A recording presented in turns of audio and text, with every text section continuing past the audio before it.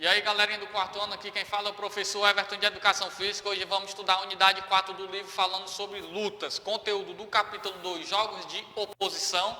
Hoje vai ser a última atividade, última aula que vamos passar nesse conteúdo falando sobre lutas paraolímpicas. A gente vai falar um pouco sobre a história da luta paraolímpica e vamos conhecer também a história de um lutador que é medalhista nos Jogos de Paraolímpicos para cegos, que são deficientes visuais, ok? Então, lutas paraolímpicas são as modalidades que é disputada por atletas com deficiência visual, dividida em categorias de acordo com o peso corporal.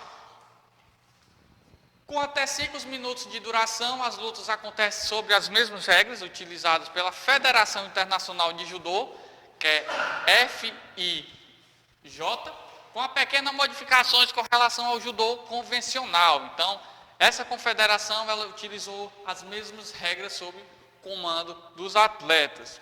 Então, as principais delas é que o atleta inicia a luta já em contato com o kimono, com o oponente. Além disso, a luta é interrompida quando os lutadores perdem esse contato. Então, para facilitar um pouco a vida dos competidores, eles utilizam já o contato, já com o kimono. Os atletas já têm esse contato com o kimono, com o oponente, e quando a luta só é interrompida quando os lutadores perdem esse contato, quando o lutador ele consegue perder esse contato com o kimono e a luta é parada e recomeçar de novo.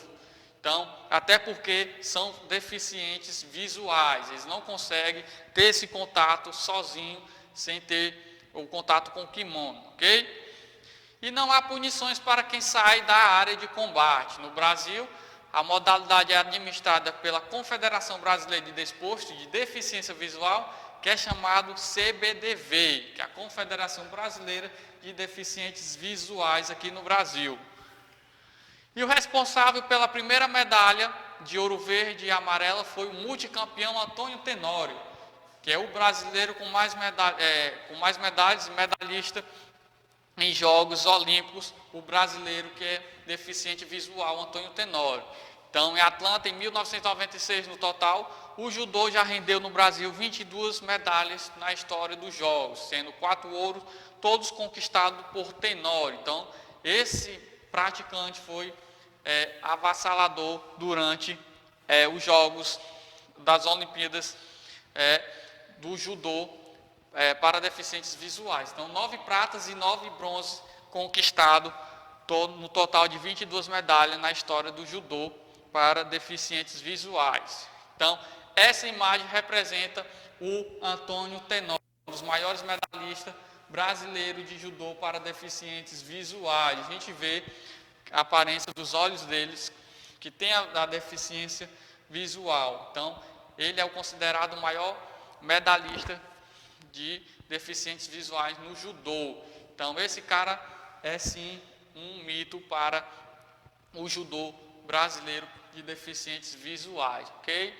Então, ele é o multicampeão, ele conquistou lá em Atlanta a primeira medalha em 1996 e daí para cá e não parou mais. Então, ele é responsável pela primeira medalha de ouro verde e amarela, que é o multicampeão Antônio Tenório, ok? E falando um pouco dessa agenda, eu vou passar a agenda para vocês, que é a atividade da ficha 8, na página 149 do capítulo 2, e vai lá falando sobre um pouco da prática dos Jogos Paraolímpicos. Citei aqui o judô, porque o judô é uma das práticas corporais mais utilizadas de deficientes visuais nos Jogos Paraolímpicos. Então, citei o judô, porque o judô é mais conhecido nessa área de Jogos Paraolímpicos.